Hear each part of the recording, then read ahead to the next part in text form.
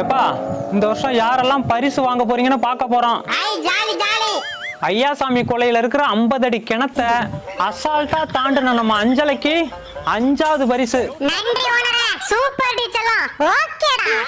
நாவ மரத்துல இருந்து வந்த நல்ல பாம்பை நாக்கால நக்கி மூக்கால கொத்துன நம்ம சுருட்ட 4வது பரிசை கொத்திட்டு போறாயா. அது நல்ல பாம்பா?